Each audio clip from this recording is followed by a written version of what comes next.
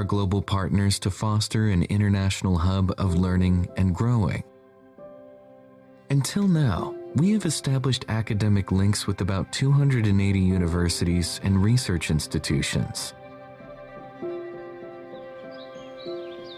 In 2020, in collaboration with Cambridge University and 6 other top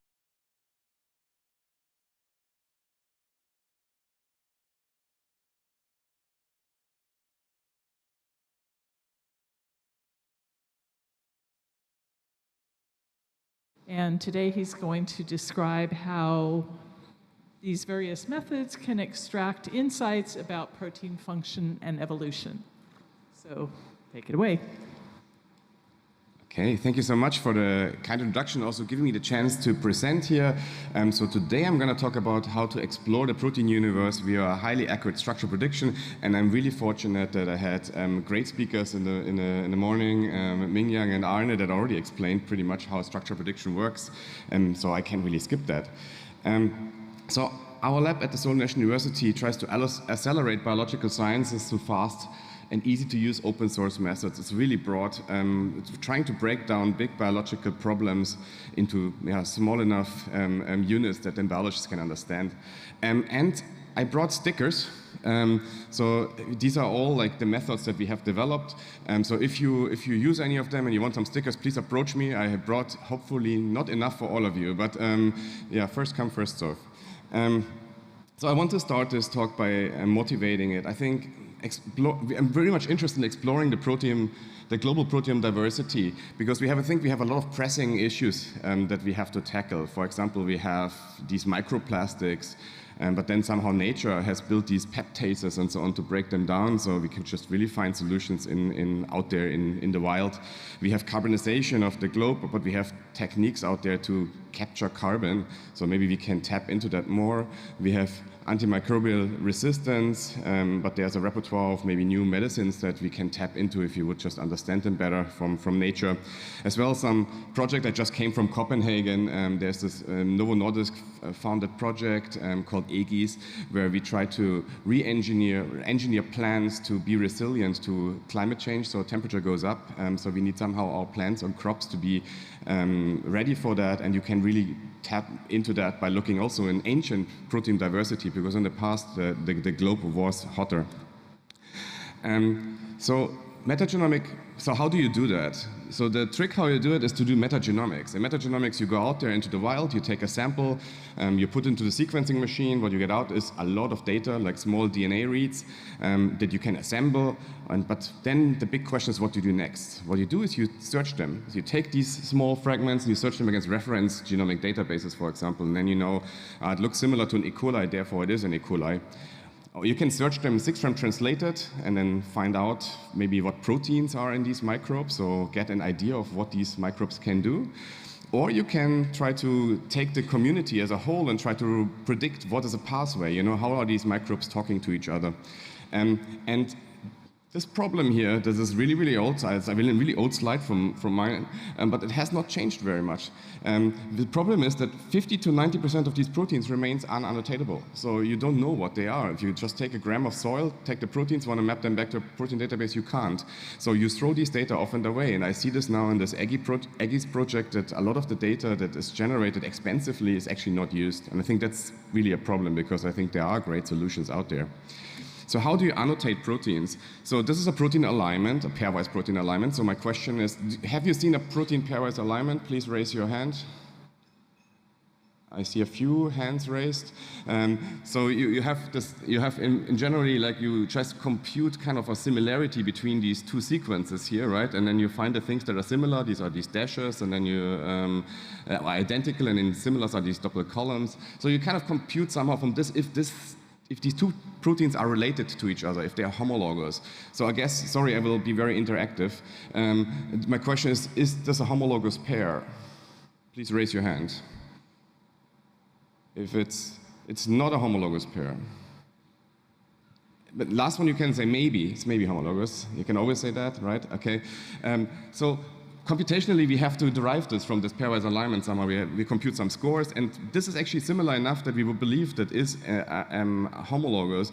But the underlying, if I would ask you the question, if this is similar, right? I think this is much easier to see and to spot and to understand that it is similar. And I think that's really where the power of structure comes in. And I think we use always amino acid alignments to annotate metagenomes. But if we could use structures, we could actually probably annotate way more because structure is way more conserved. And for the majority of time, we actually wanted to do that, but we couldn't. And the reason for that we didn't have enough structures available experimentally. There are only like 200,000 experimental structures in the PDB. But with the emergence of AlphaFold and the AlphaFold database, we have now over 214 million structures at hand, models of structures that we can analyze. 2 weeks ago, there was an update to the AlphaFold database. Now we have 241 million ones, so it's time to update databases. But somehow viruses are missing. So viruses were not predicted, so they're not in the AlphaFold database. So if you work on viruses, you have a problem. You don't have the structures at hand. But you know that's great. That gives us an opportunity to do a project. So we thought, okay, why don't we predict these structures, right? So just take all of the viral structures from the UniRef 30, which is a clustered version of the UniProt, and then predict them with ColabFold, which is our version of AlphaFold, a bit faster. And then you have a paper, great? So just put it into computer, wait a bit, a month, right? And then you have the structures, you give that, write it up, and you have a paper. But unfortunately, that wasn't that easy. If you look at the predictions, that about 50% of these predictions were high quality and 50% were low quality. And I think that's not really great. So we thought about how can we do that better. And we have mentioned from the previous speakers that MSAs are really important, right? These MSAs are the units that AlphaFold uses to reason about the structure. So could we do better if we get a better MSA? So ColabFold MSAs are, for many viral proteins, very shallow.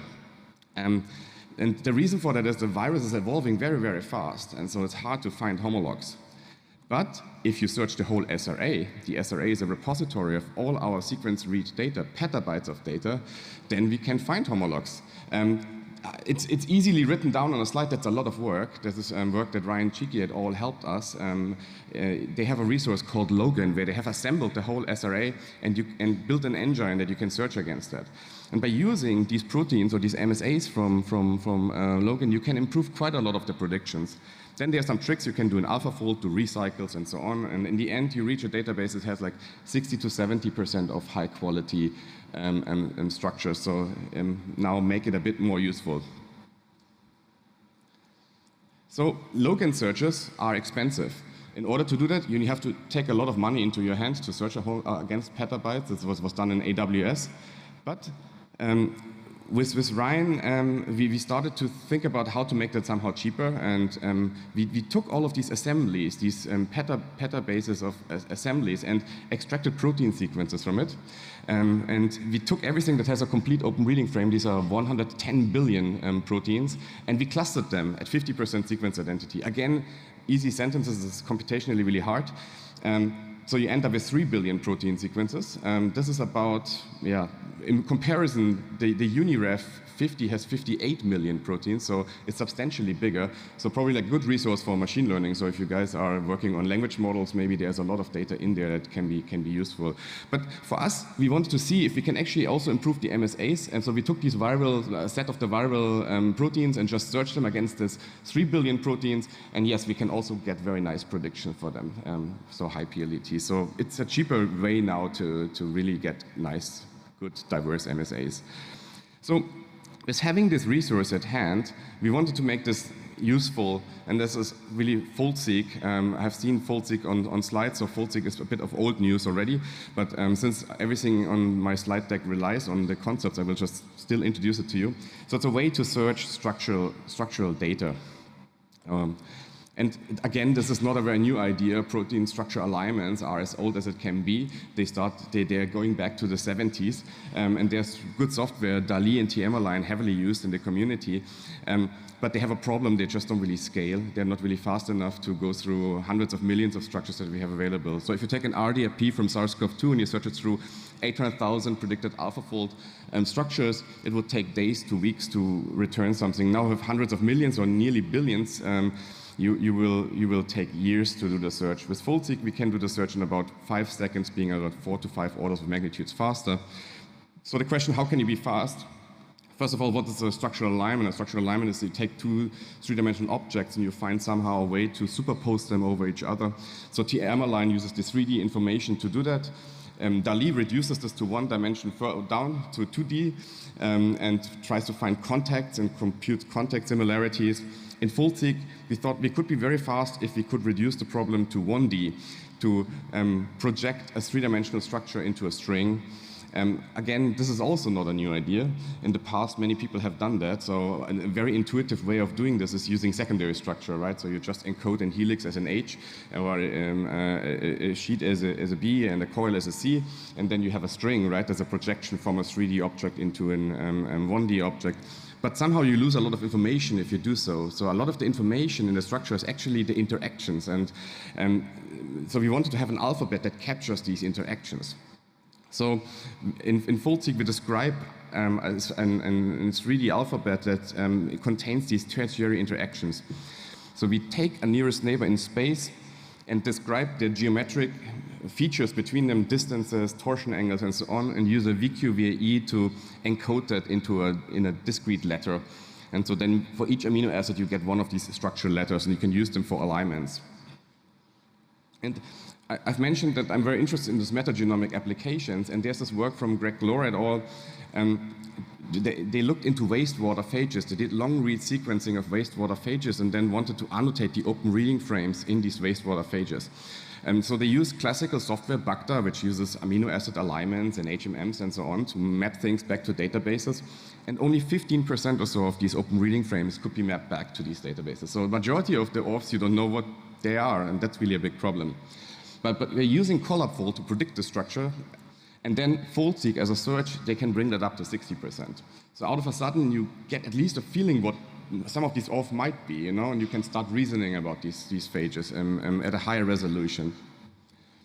But metagenomics has the problem that in metagenomics, we don't work with just a small proteome, we work with millions of proteins, and AlphaFold isn't very fast. So here is the time, how long it takes to predict 1,700 protein sequences from a small proteome, and for AlphaFold it takes 4,200 hours. With CollabFold, we made that substantially faster. We made some tricks and so on, made the MSA generation faster, and we brought it down to about 48 hours, being about 100 times faster. And recently, we worked together with NVIDIA and the University of Mainz to make the MSA generation even faster, bringing MMSeqs to the GPU. Also, that's where all the AI algorithms live, right? So it's nice that you can actually generate MSAs on the GPU now, and you can also then use it for the inference at the same time. But you can do it much faster. So MMSeq2 GPU can generate multiple sequence alignments quite efficiently. But even with that, you're not fast enough to do millions, right? It's still a hard task to do millions or billions of structures. So together with Michael Heinzinger and Burkhard Röst, we trained a translation system that goes from amino acids to 3DI, 3DI being our structural tokens that we have introduced before. Just really similar how you would go from Chinese to German. Here is going from amino acids to 3DI. And in our benchmarks, we can actually see that predicting the 3DI sequence and aligning is as good as using the real structure. You lose very, very little. And you can do it really, really easily now. You can just use our FoldSeek software. You can download these weights for this PROST-T5 language model and give it a set of protein sequences and can search it against a structural database without actually needing the structure. And this is about 300,000 times faster than AlphaFold. And also faster than CollabFold. Now really allowing to do like million scale metagenomics. And I think that's great. So we can kind of like make sense out of these really, really diverse environments. Okay. And I was very much interested in the idea how to compare the AlphaFold database with itself, like clustering it. Why would I be interested in that? So can you imagine you have all of these multi-domain proteins and you want to put them into boxes where you put the same multi-domain protein into a box, and the question is how many boxes would you need in order to cover the whole multi-domain space? And I think that's an interesting question. But the problem is that this is actually not so fast. this is like this idea about like sorting socks after laundry, right? This is the same problem somehow. You get your socks out of the laundry machine and you want to now somehow figure out which are the same socks. So there's always the questions like how long would that take? And I always get different answers in the crowd, so I find it always a very intriguing question. But I think by now I have seen all of the complexities that you can imagine. I think John Jumper says he can do it in log n, but I think it's impossible. But so it would take about n square comparisons to sort your socks after laundry, right? You take a black sock compared to all the other socks, put them together, and then you have a pair, and that's kind of clustering. So if you want to cluster the AlphaFold database, you have to compare 214 million times 214 million entries, and that's a very big number. That's too big for even FoldSeek to handle. You cannot just really search this much. But since we have projected structures into sequences, we have now a really good representation, and we can use all the algorithms that were developed before to reduce these problems. And one of them is linclust, which reduces this clustering problem to a linear comparison. So you end up with 214 times 300, which becomes like a doable comparison. And so with this, we can actually go into these AlphaFold scale comparisons. So we have a pipeline that we started off with this 214 million proteins from the AlphaFold database, and then uses MMSeq2 with the linclust algorithm to cluster that down based on amino acid similarity to 50% at the 90% sequence overlap, meaning per group you can really these proteins are fairly similar, nearly globally alignable, and then you have like 52 million clusters. And then further we use FoldSeek cluster, like structural clustering, and with this we ended up with 18.8 million clusters, but if you remove singletons and fragments, you end up at 2.3 million clusters. So what you can see is like a nearly 100x reduction in space, even though each group now contains still very similar multi-domain proteins. And that somehow tells you already something biologically. And then we went really into the analysis and tried to understand what these clusters are. This is work that we've done together with Pedro Petrau's group. But it's published, so you can all look that up. I'm more interested to tell you what's next. So next was the idea, how can we bring that to a bigger scale and to the next level? And I mentioned that I find metagenomic data very interesting. And we were very fortunate that the ESM team at that time at Meta has generated this ESM Atlas, which contains 617 million protein structures. And so together with the UniProt, you have nearly 1 billion structures available. And one caveat is that the ESM Atlas was generated with ESM Fold, which is not AlphaFold. So there are some drawbacks that comes from it, but I will talk a bit about it later. But so now we can use this resource to understand the metagenomic structural universe. So we used the same pipeline, slightly changed. We changed it so that proteins are now clustered so that we keep in the first clustering step the longest sequence and we allow fragment clustering. The reason for that is if you work with metagenomic data, everything is very fragmented. You have a lot of problems. They're not full open breeding frames. They're often just really small pieces. So as a first step, we wanted to reduce redundancy in some way. So use MMSeq's cluster at 30% sequence identity and allowing to remove these fragments. And then we use our FoldSeek clustering, but now full-length structural clustering. And then we end up with 5.1 million non-singleton clusters. So it's from the number perspective, before 2.3 million, now 5 million. So it is like 2x more in clusters about, while you have like 4 times more in input, right? So the input protein set is much, much, much bigger. So it's very compressible. So structures are very compressible overall. And then with David Jones and Christine Orengo's group, we went into questions that we could answer about this ESM-only cluster set. These are clusters that contain only ESM members, so there's no AlphaFold structure in this one. So the question is, what's the novelty in this? Like why are they? What makes them somehow unique? And Christine's and David's group had this work on TAD. This is an encyclopedia of domains for the AlphaFold database. So they have taken all the AlphaFold structures and cut it into these domain pieces and asked the question, how many novel domains can you find, like novel folds can you find? And they found around 7,400 novel folds in that work. So I thought it would be interesting to know how many do we have here? How many are in this ESM only fraction? So we use the same TAD pipeline, With one extra addition, we actually align back to TAD, making sure that it's not in TAD, right? Because that would be boring, then we find the same thing twice. So we did a lot of filtering. I don't really want to talk too much about the steps, but I wanted to ask you, how many novel folds have we found? Do we have found more than 1,000 novel folds? Raise your hand. Less than 1,000. Arne knows. He hears us talk too often. Less than 5.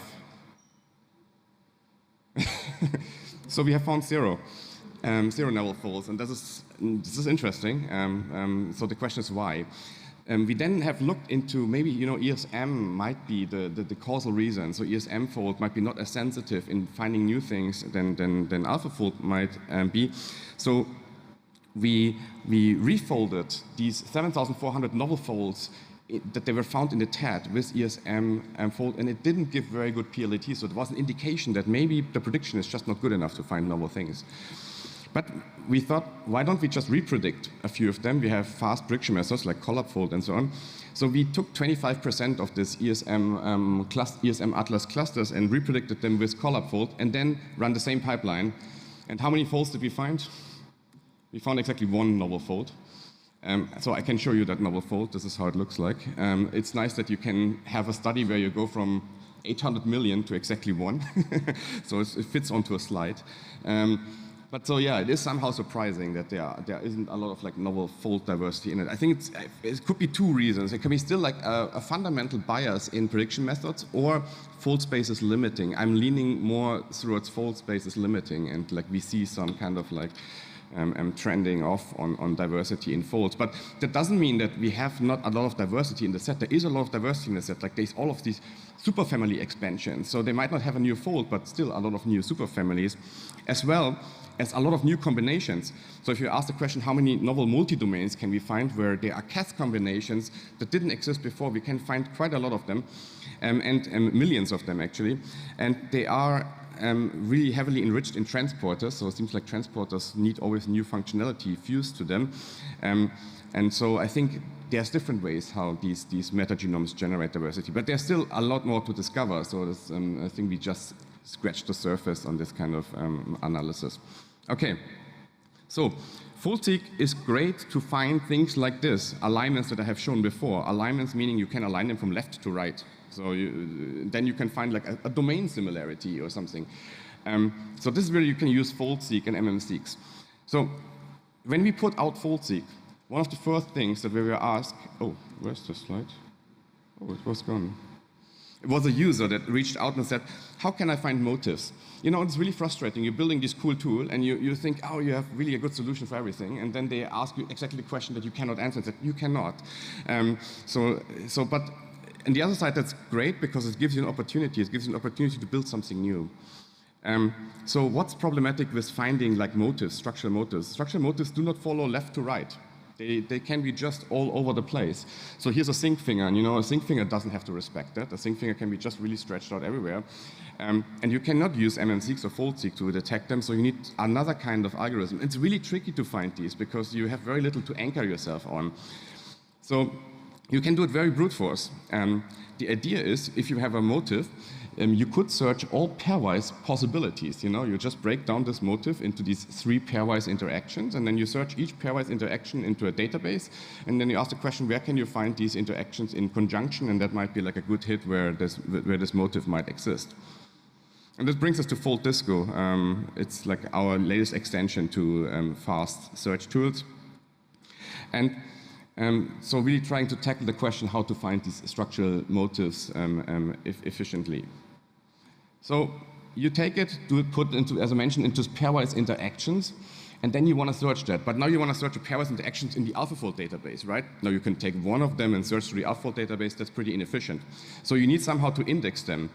But in order to index them, you have to store all of these pairwise interactions in the database, right, in your index. And that, you have 214 million, but now the question is, even within one, you have nearly n square, a bit less because you can do some angstroms thresholds and so on. But there's still a lot of a lot of data you have to index. And there is a method that can do that. It's the RTSB method. They have a PDB, they have a motive search, which breaks down structures into pairwise interactions. They store the C alpha distances, C beta distances, intersecting angles. For the alpha database, it will take about 73 terabytes to index that. So it's not really comfortable, and also searching through it becomes very difficult. It's not very fast to really go through that. And what they do is they store, for each pairwise interaction, they store the identifier, the PDB entry, also the structure where it is in, as well as the position where that pairwise interaction is from, so that you can identify that. So we thought about, okay, how can we extend that, or how can we do better and make this index somehow smaller, but somehow add some more information. So we improved the representation of these structural motifs, and there I want to really thank Tia Rosetta. We will hear a talk in a bit about it. They have this like really nice pairwise feature interaction where you have the C alpha distances, the beta distance, intersecting angles, but also side chains. And I think side chains are really critical for finding motifs. So we added this to our pairwise interactions, as well as we removed the positions. And by removing the positions and removing redundancy, you can actually again end up with an index that has 10 terabytes, so that becomes handleable. And we can also search against this index very fast. Our algorithm can search against it in seconds in the pre-filter only mode, or in minutes when you actually want to retrieve the positions afterwards. So how can you use that? You can take a sync finger, and you can search the sync finger, for example, in the UniProt. And what we'll find is this like Pacific oyster, uncharacterized protein, so you don't know what it is, but you can see it has multiple sync fingers. So maybe now you get a clue of what the thing might be. You know, in metagenomics, you really often are happy if you find something like that, right? And you have at least some clue. You have this magnified protein here, this metagenomic one. It also has a sync finger. It has no annotation, so maybe it might be also doing something with the DNA. So how can you use this tool? You can go to our web server, search.foldseek.com/folddisco. You can put in a structure. You can define a motif. Here it's based on the ligand that's already in the PDB. You can select all of these databases, UniProt, proteomes, and so on. Put search. Hopefully it doesn't take too long. If it takes too long, please let us know. It might be broken. And then you can go through all the databases and then identify the similarity of the motifs, right? So your blue is the one from the query, the yellow one is the one in the target database, and you can also see how the structure would superpose. It wouldn't superpose really well for this, this example here, for example. So really a way how you can now use motifs. And we have a lot of tools that we develop, multiple structural alignments called Fold Mason if you need that. We have structural compression if you don't want to download the whole AlphaFold database as single PDB files. We have this fold comp algorithm that can reduce the size by a factor of, I think, more than 10. Actually, yeah, to a terabyte instead of 25 terabytes. That's about 25. And we have fast, complex comparison methods, FoldSeek multimirror, and we're extending that currently to interfaces as well. So if you want to do like fast interface comparisons, please find me and have a chat. I think in conclusion, we can really supercharge analysis in using structures. I haven't talked about protein language model. We also do work on protein language models. I think they are also a great addition to our repertoire for protein analysis. And I would like to thank everybody that make open source software. So a lot of the software that we are relying on is open source. So if any of you make something open source, thank you. It's not a given, and as a community, I think we have to really keep up the standards to do open source, open science, and put our best foot forward to make things as accessible as possible to the research community. And with this, I want to thank everybody that was part of this work and the funders, and yeah, thank you for listening.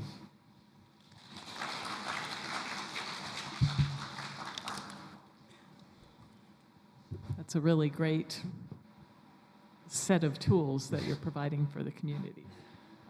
Yes, go ahead. Okay, thank you, Martin. I'm from the Westlake University, and our lab is a big fan of the work. And I have a quick question. We love the icon of all of the work, and we noticed that all of your work have a very beautiful demonstration. And personally, I want to ask that how do you draw these beautiful, cute icons, and how do you develop all of the demonstration? Is that outsourced or something developed by the PhD students or something else, engineering? Mm-hmm. Yeah, Thank you. So the question is, how do I come up with the ideas, or how do I make it so accessible? Just the icon, yeah. How to make the icons, the marks. Yeah. So the stickers. So keep in mind they're stickers.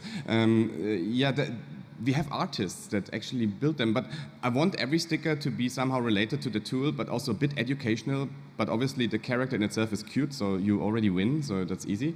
But you have to just put it into a setting, you know, for example, let's go back to, this here is the multiple, oh, we don't see slides anymore.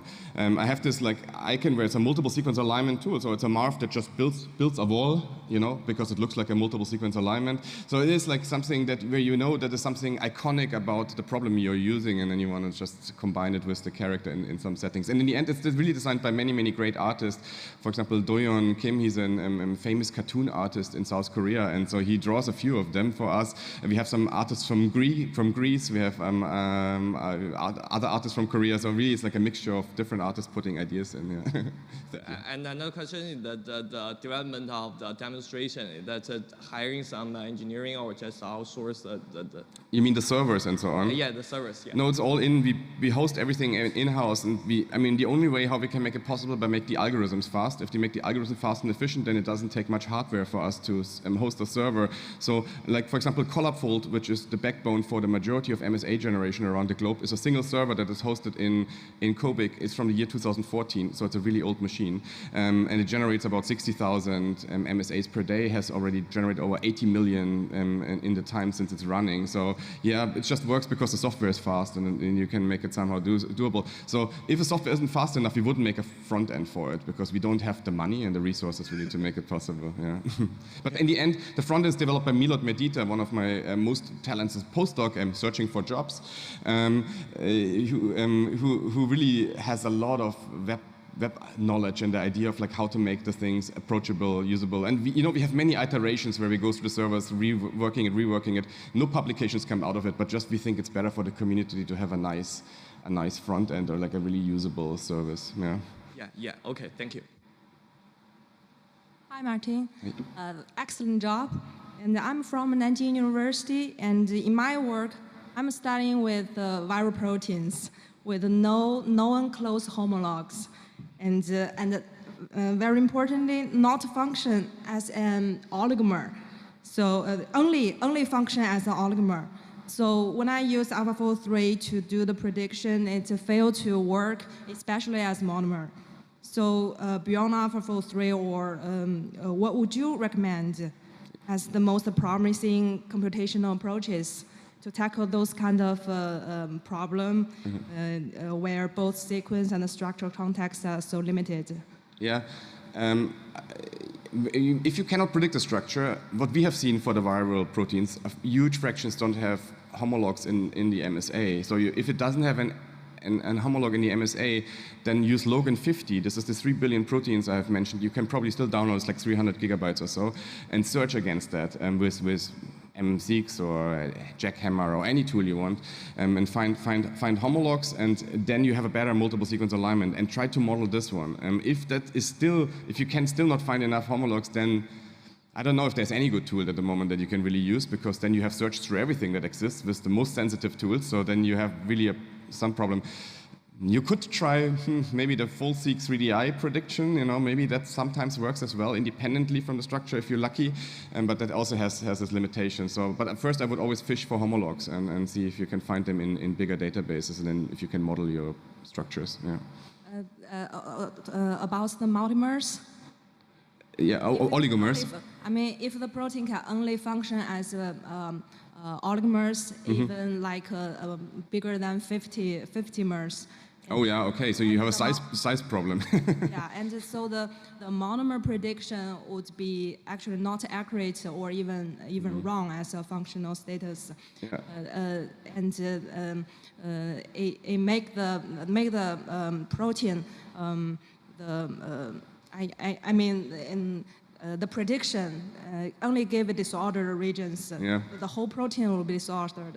The answer is the same. So even for multimirrors, you need a good MSAs in order to generate a multimirror. So that is the same thing, right? So because as Arne mentioned, as Mingyang mentioned, there is this co-evolutionary signals that you have to see in order to find the interfacing points. And if you just have a single sequence, you just do not, right? So I would always start first with building a good multiple sequence alignment, because that will make things better. Also for higher oligomers in the end. But I'm happy to have a chat about it afterwards if you want to go more into details and discuss that. Thank you. Yeah. Hey, Martin, amazing job. So actually, we benefit a lot for your, alignment, structure alignment. I'm wondering, do you think we can localization the motif and even, to generate a model more conveniently? So the motives, I mean the motif localization. Yeah. You have any plan, or is it possible? To have to search for the 3D motifs, you mean? Right.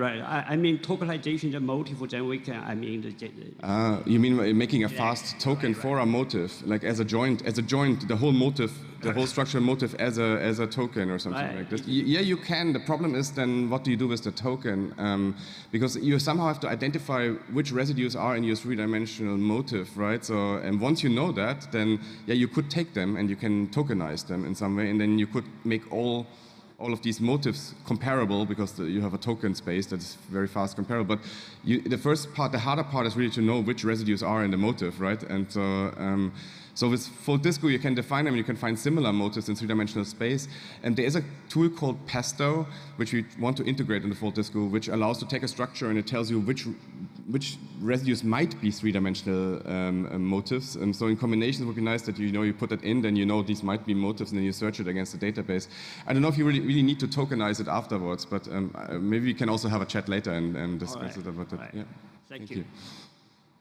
Okay, thank you very much. Our next speaker is Jianye Yang.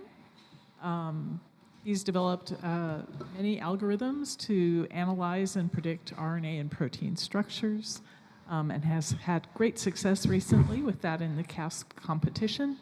And so today he'll discuss his recent work in this area.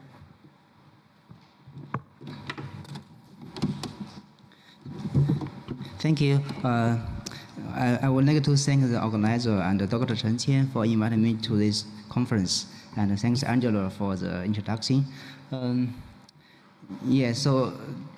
So I'm very honored to speak in this session, especially almost all speakers are in structural prediction and structural search. Yes.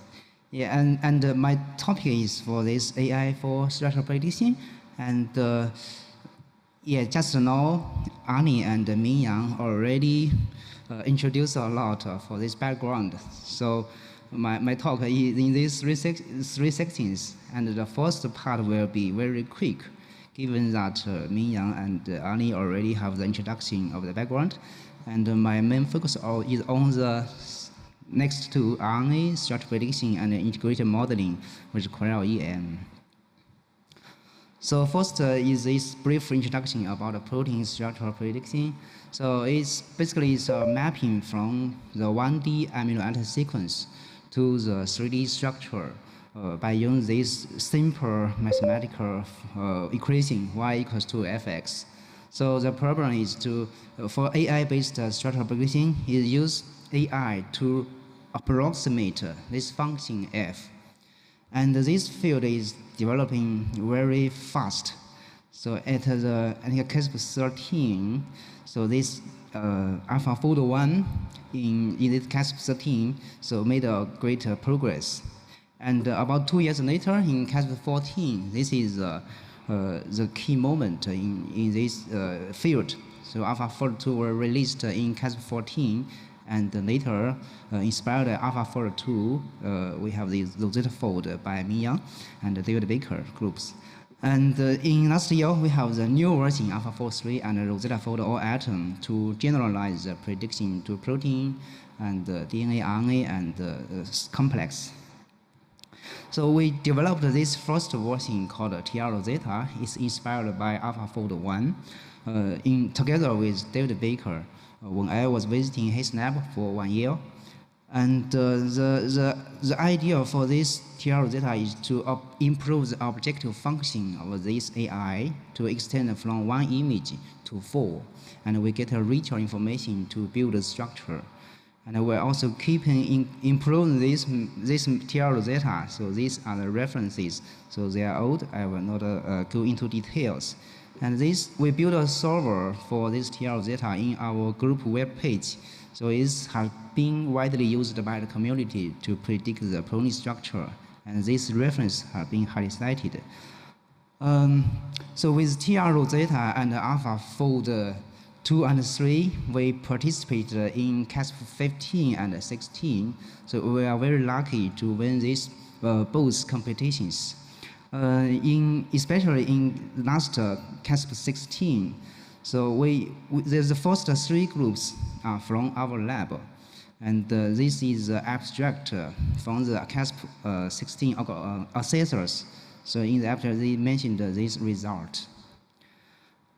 So based on the CASP 16 experiment, the major conclusion is, one of the conclusions is this protein structure prediction has been solved.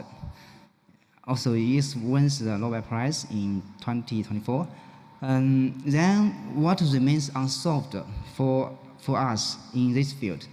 So in fact, there are many unsolved problems. Today I will touch about 2 of these problems. The first one is this RNA structure prediction. It's still unsolved and in the early stage. And another one is complex structure prediction, especially for super complex. It seems to be very difficult to build a structure from scratch by computation.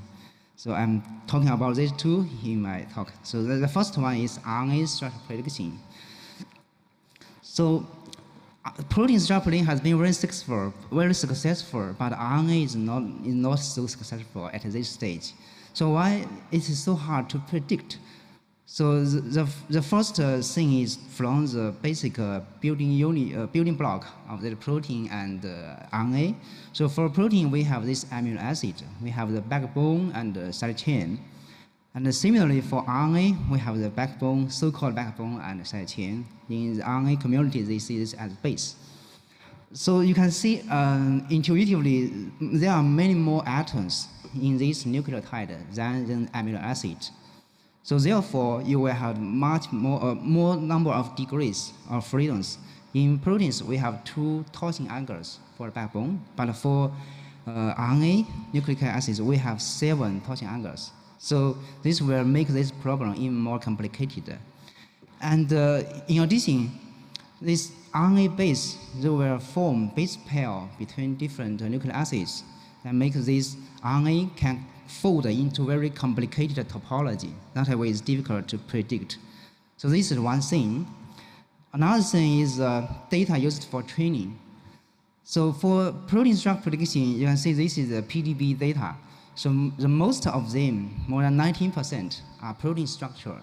This is also the key of the success of AlphaFold. So with this many data, we can train a reliable neural network. But for RNA, especially for nucleic acids, this data is very limited. You can see this only a small amount of data. If we focus on RNA only, so this is the recent statistics we did from the PDB database. You can see there are about 9,000 RNA structure in the database, but unfortunately, most of them are redundant. You can see the most number of structures is for the ribosome RNA, and another one is the transfer RNA. So this non-redundant version of this structure, the number is only less than 900. So this makes it very challenging to build a reliable AI method for RNA structure prediction.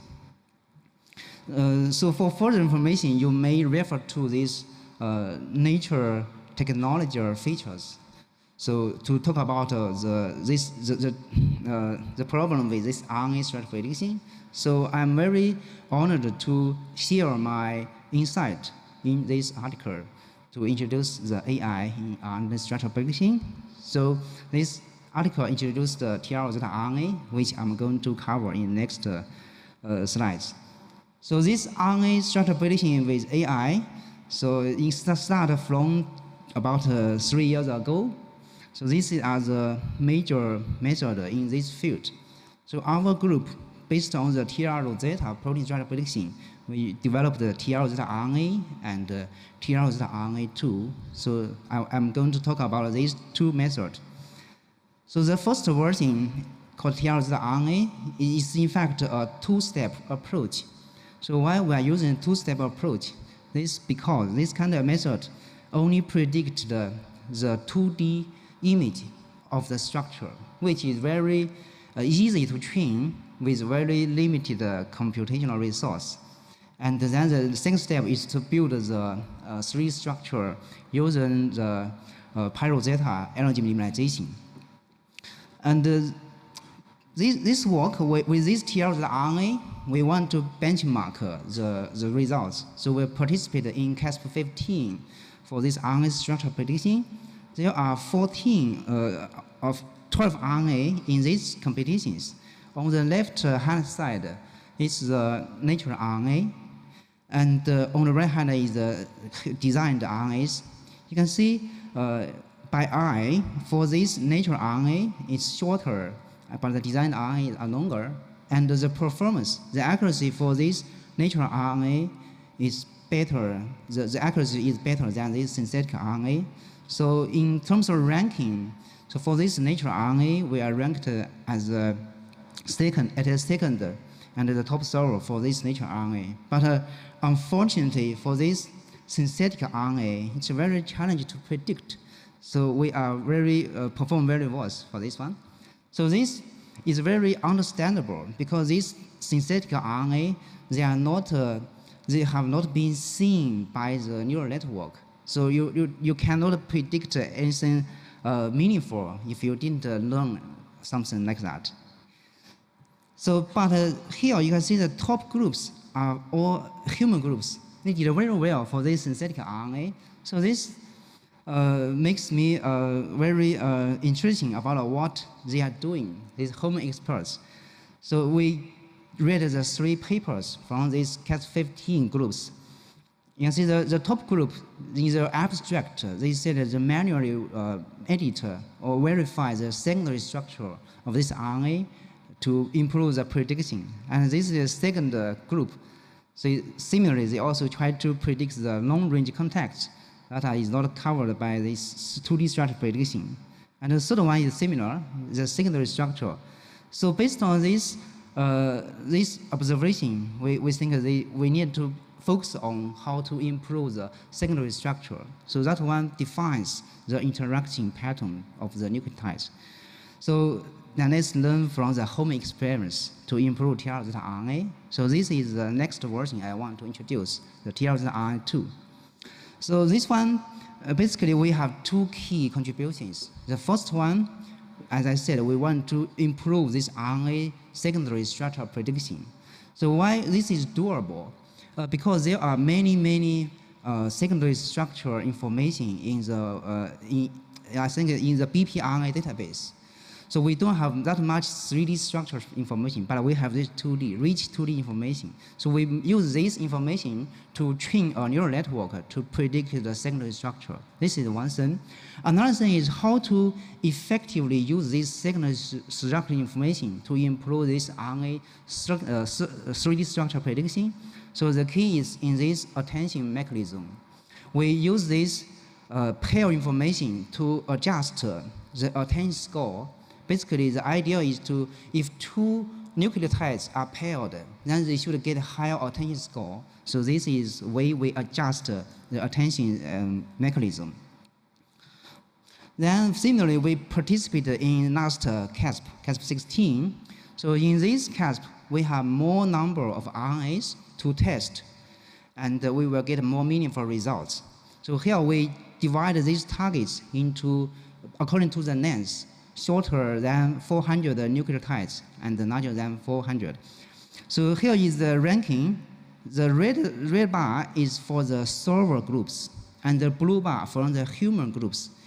you can see the top 3 groups is still human.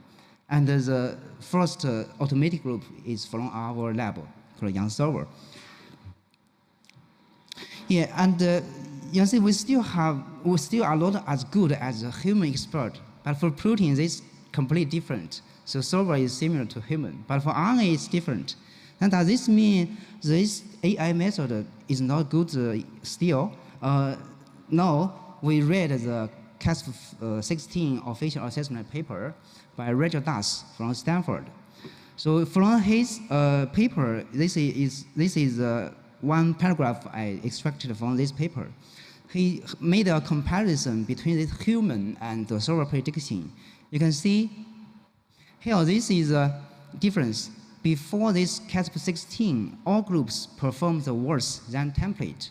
But for human, they are better than template. But in CASP-16, there is some difference. So this circle, this region, we have some targets that did improve upon the templates. So this is one signal about the improvement from AI-based server predictions. So though it's not as accurate as human, but there is a hope to improve this further. So as a demonstration of this TLZ-RNA2, we just apply this TLZ-RNA2 to the conformation prediction of RNA structure. So you know, RNA structure is more flexible and dynamic. So we apply this method to this structure. This one was solved by a Nature paper in last year, and using this, combine this AFM experiment data and neural network. So we just try this. You can see here is the result. This one is predicted by TLZ-RNA2. This one is by AlphaFold. So intuitively, you can see our prediction is more diverse compared with AlphaFold 3 and matched well with this experiment-assisted structure. So this is my end of my second part. Now I will move to the third part. So we know RNA structure prediction is very difficult, and we are in the process of improve. And for the second problem of the complex prediction, so Arnie already showed very many efforts to improve the prediction. Then our objective is how can we, in one respect, we can improve this structural prediction. Another one, in another way, we can use this method to help the experimental community to solve structure as quickly as possible. So this is the flow chart we want to see. So from the difference between structure prediction is in this density map. So the experimental structure, the biologists, they solve this density map. Then the last step is to build the atomic structure. So this one will be then used for studying the function and used for training the network to predict structure. So the difference is just we introduce one more variable here, Y0, is a density map information. It's a 3D information. And here the input we consider the complex. We have more than one sequences. So there are two approaches. One is using templates to fit this density map. Another one is deliverable building. We don't use templates. And one of the most accurate method is Mode Angela, published in Nature. But here the issue is if the map resolution is lower than 4 angstrom, it will be very challenging to build a structure from this pipeline. So to this end, we combine our knowledge in structural prediction with this cryo-EM map to solve this structure. Here is the pipeline. So in this pipeline, we have 2 stages. The first one is to build the C-alpha atoms first. And the second one is a key. We borrow the idea of AlphaFold 2 network to construct this atomic structure. So compared with the AlphaFold 2 network, there are 2 key differences to make this method work. So the first one is a local attention. So this is very easy to think about. You know, in structural prediction with AlphaFold 2, we don't know the position of the 2 different amino acids. But this is different from this cryo-EM. We know the spatial closeness between any two different residues. So we can use this one to improve the attention. Then it's from a global attention to local attention. This is one. Another key important point is the 3D loop. I will introduce this in next slides. So this 3D loop called a rotary position embedding. So in this attention-based network, we need this position embedding. So here we follow this idea from this natural language processing. They have 1D loop, then we extend this to 3D. So the idea is from this original embedding, we want to put the position information into this embedding. So then the idea is to rotate this embedding according to these predefined angles and the known position from the cryo-EM map. Then you get a new embedding by this rotation. Then the benefit is, so from this rotation, you did some mathematical derivation, then you will get this new attention equation. You can see this one, if two points are far away from each other, then you will get a longer distance. This is the intuition. Then from this paper, you can see with the longer distance, the attention score will become smaller. So this matches with our intuition about this attention. And in addition, we did an ablation study to check how helpful this is this 3D loop. It seems that this 3D loop did help the training get a lower loss. And if we remove this 3D loop, then the training will be not stable and the loss will be higher. So then we try to benchmark how good is this method. We compare it with Model Angela, the state of that method. So this first set is from Model Angela paper. They have 177 high-resolution maps. You can see this is a completeness. It means we build a more complete structure than Model Angela for almost all samples. And for this lower resolution map, the phenomenon is similar. We did very well, outperform Model Angela for almost all examples. But you can see there is a shift from the right-hand corner to the left-hand corner. And this is because this becomes more challenging for every method to build a more complete structure for low resolution data. So we are trying to keep improving this. And you can see this is one example, very huge. They contain more than 500 chains. I don't think this is possible to build a structure by pure computation. So it's necessary to borrow this structure information by cryo-EM. So for this structure, you can see we build a much more complete structure than Model Angela. This is one of the chain. You can see we are almost complete for this chain, and for Model Angela, many regions are not complete. Another one application of this cryo-atom is to identify new proteins. In the protein data bank, you will see many structures like this. You solve the structure, but you don't know what the sequence are. So this is a problem. We are able to run cryo-atom iteratively to identify these new proteins. Here I show 3 examples. So I'll just mention this. And you can try our software, you will know what I mean. And just now I said the nucleic acid is very difficult to predict. The RNA is hard to predict. Then how about we still borrow this cryo-EM information? So this is our attention called cryo-atom 2. Basically, we use this pipeline, adjust this pipeline to include nucleic acids. But here, there are some key innovations. I cannot explain more in details here. I will just show you some example. So we test this method on 51 non-redundant nucleic acid complex. You can see here compared with Model Angela and other methods. So the completeness of our model built by cryo-atom is about more than 10% higher than other methods. And I show you probably 2 examples here. This is a nucleic acid structure, and we build this structure with more than 70 completeness. If you see this structure, you see there's no difference. But why the completeness is only 70%? This is because the challenge with the correct assignment of the nucleic acid types. So though we get the structure correct, but we didn't get the identity of the nucleic acid correct. So we are trying to improve this one, then you will get a higher completeness. And for this complex, protein complex structure, so it's similar, we can build the protein structure and boost the coating structure and the nucleic acids simultaneously better than other methods. So in my last slide, I will show you this example.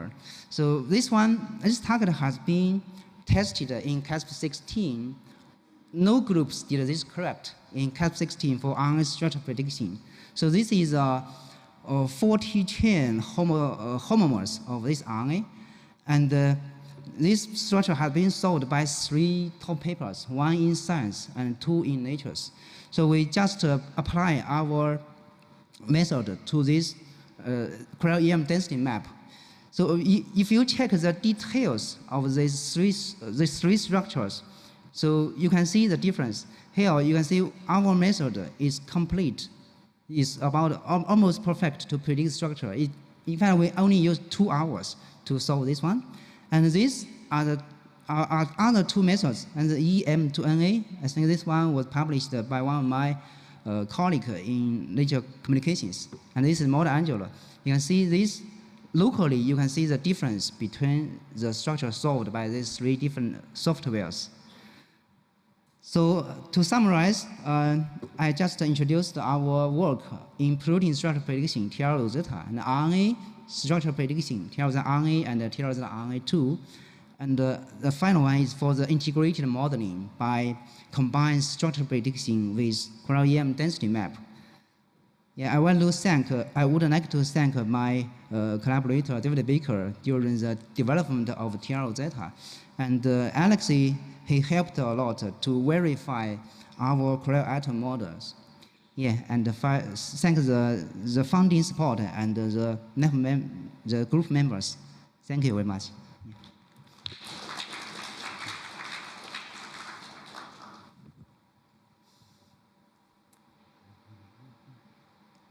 Do we have some questions?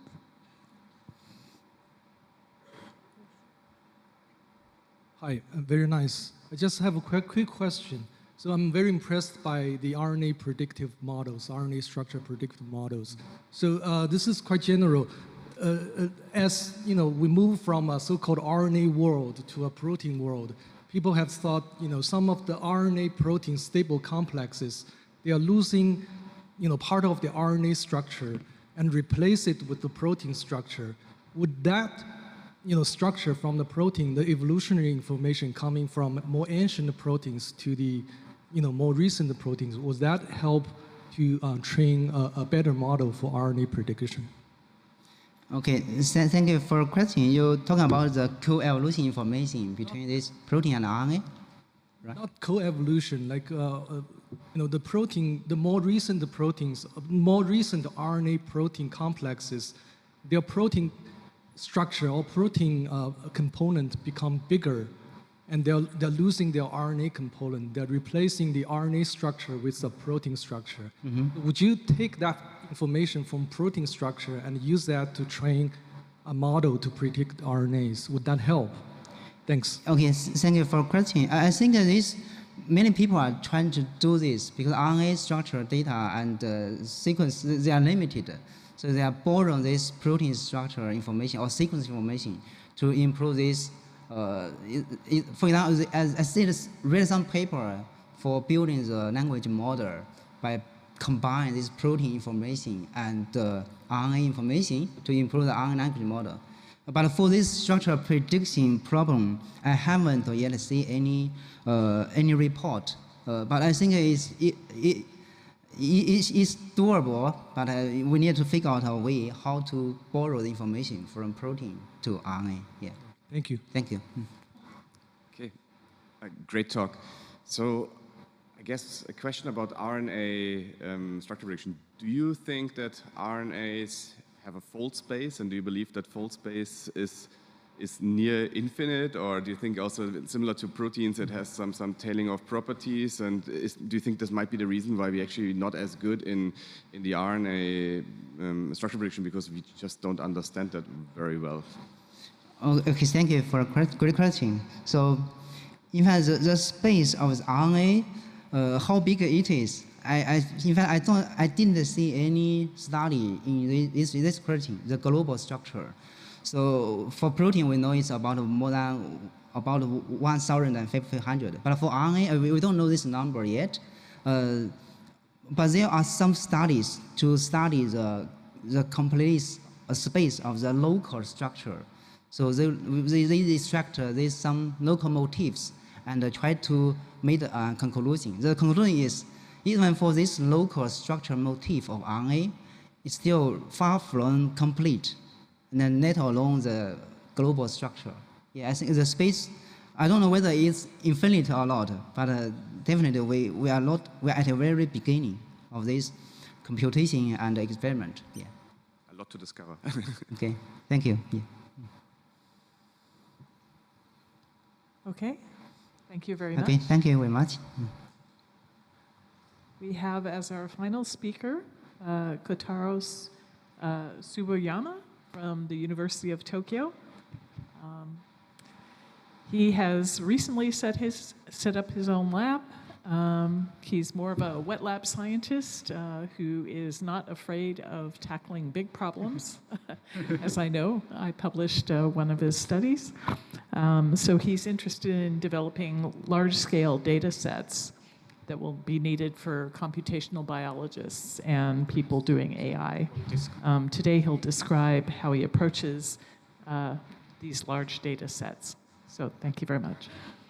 Thanks so much for kind introduction. I'm Kotaro Tsuboyama from the University of Tokyo. So today I'm going to be talking about rational design of de novo proteins using large data sets and AI. So basically, I would like to talk about these two topics today. But first, I would like to talk about the protein folding stability measured in vitro or in the test tubes. So I actually completed this project at Rockne Lab at Northwestern University, and I published this paper at Nature in 2023. So first, I would like to talk about what is the protein folding stability and why this is so important. So generally speaking, the proteins are in the equilibrium between unfolded, unfolded, and many intermediate states. And basically, the folding stability defines the equilibrium between unfolded and folded state. And this folding stability is very, very important feature for proteins, because if the protein is in unfolded state, it loses its proper function. They are prone to be aggregated or easily degraded inside the cells. So the understanding of the folding stability is also very important to understand property or functions of the proteins. So for example, around 10 years ago, the PET hydrase was identified, and this enzyme can degrade PET into monomer.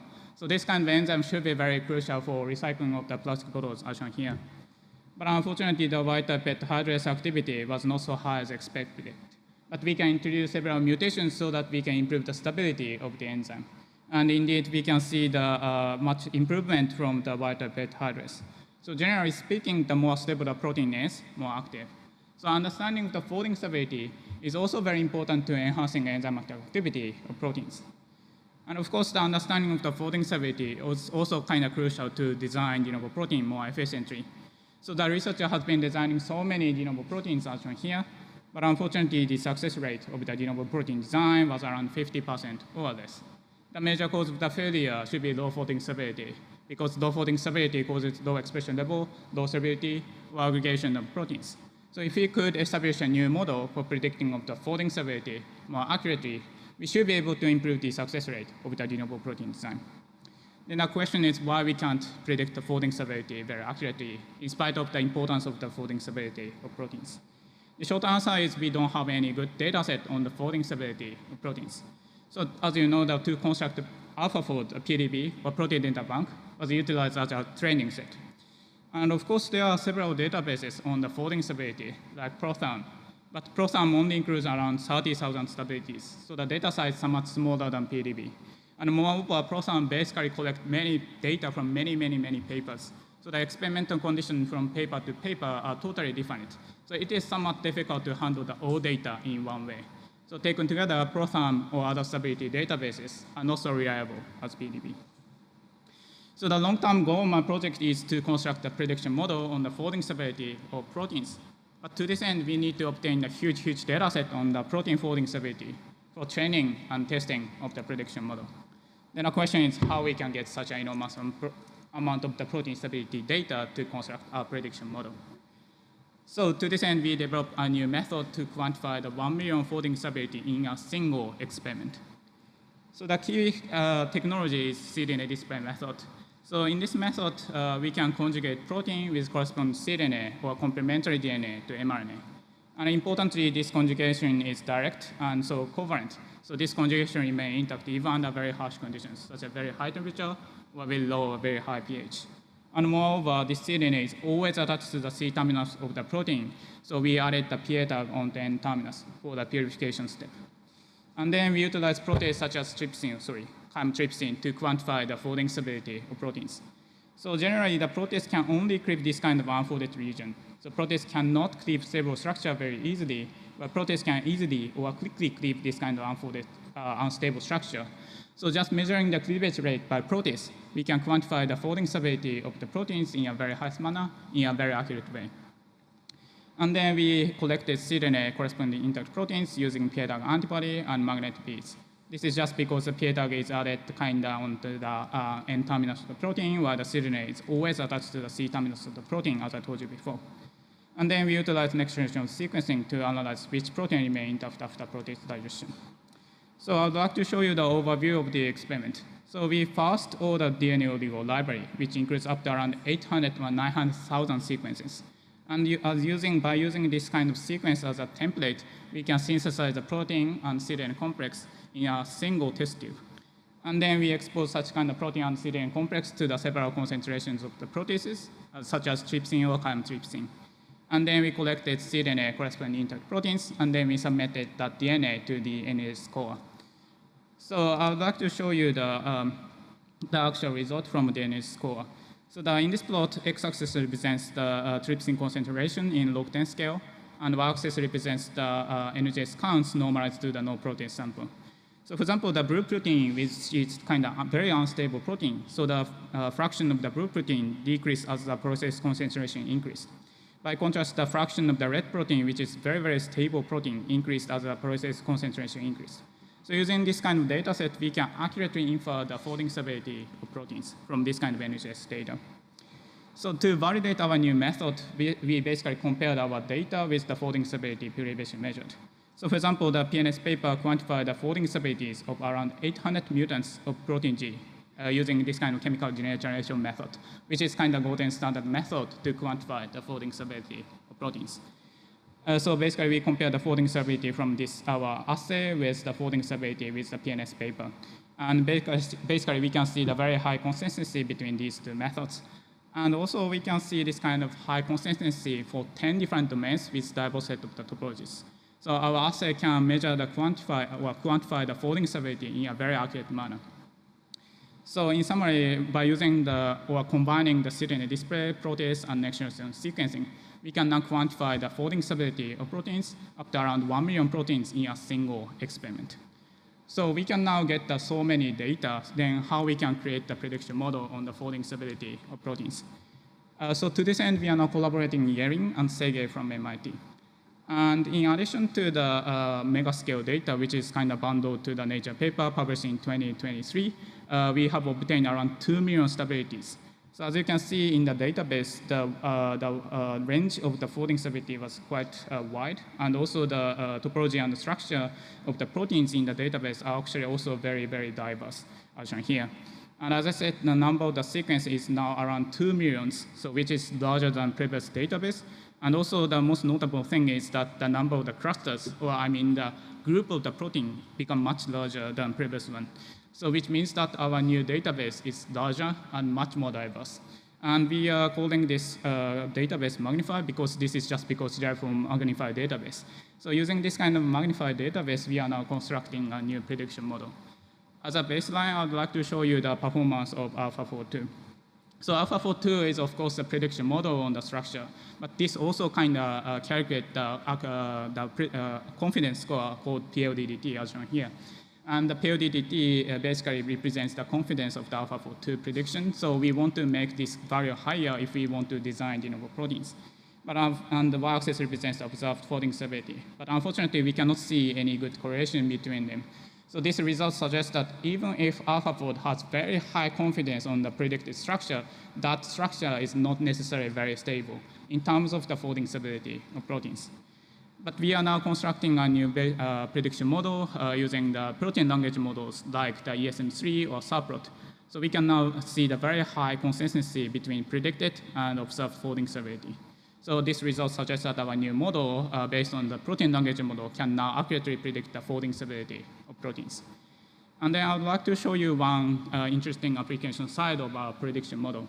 So actually, there are thousands of the protein domains with the immunoglobulin-like structure as shown here. And then we predicted their structure using our prediction model. And then we classified these proteins into several groups according to the optimal growth temperature as shown here. And this of the original species. And generally, we can see the positive correlation between the growth temperature and predicted folding severity. So this means that at least our model understands the protein that from the bacteria that prefers a very high temperature are more actually stable than those from normal bacteria, or bacteria that prefers the very cold environment. So this might be kind of interesting application side of our prediction model. And of course, generally, we have kind of high confidence on the performance of our new model, but there's, of course, a limitation, which is kind of accuracy for larger and highly stable domains become lower. So in the top plot, the x-axis represents the protein length, and the bottom plot also represents the folding severity of the y-type domain. And as you can see, that if protein becomes larger or protein becomes stable, the error becomes larger. And the reason is quite obvious, because in our database, the maximum length of the protein was around 80 to 90 amino acids, and the maximum folding severity was around 5 to 6. So this result clearly suggests that the limitation in our database also causes the limitation in our performance of the prediction model. This further suggests that the diversity or scale or the quality of the data is very, very important for the AI prediction model as well. So anyway, we successfully obtained a huge data set on the folding severity of proteins. And using this kind of data set, we are now constructing a general model for predicting of the folding severity of proteins. And then I would like to switch to the new project, which focuses on the expression level in vivo or inside the E. coli. So first, I would like to thank Kaori and Selena for contributing this second project. And first, I would like to talk about why we want to focus on E. coli expression level. So of course, if we utilize the mammalian cells, the success rate of the recombinant protein synthesis will be very high. But of course, the cost should be very expensive as well. So if we want to kind of synthesize the natural protein, or especially non-recombinant protein in a large scale, we should first try to utilize the E. coli. And if we fail to obtain the active protein, we should switch to the eukaryotes like yeast, insect cells, and then we want to utilize the mammalian cells. But if we want to synthesize de novo proteins, we should focus on E. coli, because E. coli is kind of, as I said, the most cost-efficient method. So generally speaking, we want to optimize the de novo proteins so that they can express very, very well, even in the E. coli. And also, I would like to emphasize that this project is totally different to what we did before in the first project. So to quantify the folding severity in vitro in the proteolysis method, the concentration of protein should be quite low, like nanomolar or picomolar. And there are no other chaperones or other factors, because we synthesize the protein in vitro.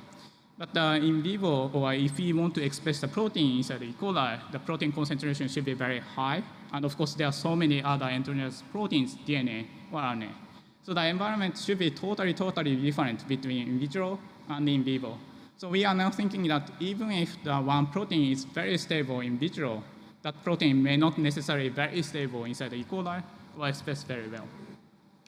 And also, I would like to emphasize that it is still difficult to predict the expression level of the proteins. So recently, Adaptive Bio, a small startup company in Europe, released a small data set on protein expression, along with their affinity against EGFR. And then we split those proteins into 4 groups according to the PLDDT score, which is, again, the AlphaFold confidence. But as you can see, only around half of the proteins with very high or high PLDDT score can express very well. But still around 20 or 30% of the protein with low or very low PLDDT score can still express very well. So this result clearly suggests that this PLDDT is not, unfortunately, a very, very good matrix to predict the expression level of the proteins. So of course, we want to construct a prediction model on the expression level or inside the E. coli. But to this end, we need to get a huge and high-quality data set on the expression level inside the E. coli as well. Then the question is how we can get such enormous data on the expression level inside the E. coli. So generally, we want to utilize this kind of MS-based assay. So of course, the major advantage is that MS can directly detect the peptides. But unfortunately, the MS data is not so quantitative as other methods like NGS. So to overcome this issue, we want to utilize peptide barcode technology. In this way, we want to utilize peptide barcodes that are optimized for the MS detection, unlike the normal natural peptide derived from natural proteins. And also, we want to utilize multiple barcodes per protein because we want to normalize the effect of the ionization or other factors. By doing so, we want to make the MS data more quantitative. And of course, this is not the first trial. For example, the Engroff et al. Already established a fly code method to quantify the protein or compare the protein amount between several samples. And also based on this Nature Methods paper, the Baker Lab also tried to improve the method itself. And actually, we follow their protocol. So we first assigned several barcodes to the protein, and then we pull them. And then we express the protein library and purify in the pool manner. And then we extract the barcode sequence of the peptide. So there is a lysine and arginine residue in the peptide sequence. So first we want to utilize lyse C to cleave off the protein, and then we purify the histagged peptide onto the nickel beads. And then we utilize trypsin to elute the peptide. And then we submitted that peptide to the MS core. So we exactly follow their protocol, actually. Then the question is, what is the difference between previous studies and our study? So in actually previous study, we basically compare in the previous study, they want to compare the protein amount between 2 or multiple samples. So like in this case, we can detect the more protein B in the dimer fraction. We can say that the protein B tend to be dimerized, but we cannot say anything on the protein amount on the monomer fraction, like the protein A, B, and C. But in our study, we want to achieve the kind of absolute quantification where we want to quantify the protein concentration or amount in a single sample. So this is kind of major difference between previous and our study. Then I would like to talk about the performance or accuracy of our absolute quantification. So I'd like to first show you the relationship between the number of the barcodes per one protein and the performance or accuracy of the measurement. So when we utilize, x-axis represents the first replicate and y-axis represents second replicate. And the mean MS intensity basically represents the amount of the protein. So when we utilize 5 barcodes per protein, the error becomes larger, is quite large, and also the correlation becomes not so very good. But when we utilize 20 or 30 barcodes per protein, we can see the high consistency between the 2 replicates. So basically, we want to utilize the more barcodes, or 20 or more barcodes, to achieve the high accuracy of to quantify the absolute amount of the protein in a single sample. And to validate our new method, we compare the pooled expression with the individual or conventional expression method. So to get the x-axis data, we first express the protein library in our single plot, and then we purify them. And then we extracted the peptide and submit that to the image core. To get the y-axis data, we first express the protein one by one in several plots, and then we purify the protein individually, and then we injected each of the sample to the HPLC. And then we observed the absorbance in 215 nanometers. And so these two methods are totally different. But still, we can see the reasonable correlation between the x and y-axis. So which further suggests that our MS-based absolute quantification works fine. So then I would like to discuss what we can learn from this kind of middle-scale data set we have right now. So our initial library basically includes around 1,000 proteins with 20K barcodes. So that library basically includes the de novo proteins and natural proteins and their mutants. So first, I'd like to show you the relationship between the folding severity in quantifying the CDNA display proteolysis method and the amount of the protein observed in the MS. So generally, we can see the good correlation between them. So this is reasonable because the previous study already shown that the folding severity directly affects the amount of the expression level inside the E. coli. But there are no kind of perfect correlation. So this is good. And then I would like to focus on the individual natural domains. For the repressor domain, we can see the still kind of very good correlation between folding severity and the amount of the monomer fraction inside the E. coli. But for the SH3 domain, we fail to see that. And then why we cannot see any good correlation between them. So to explain this detail, I would like to show you the effect on the folding severity quantified by CDNA display proteolysis or the E. coli expression level when we replace the white type residue with tryptophan.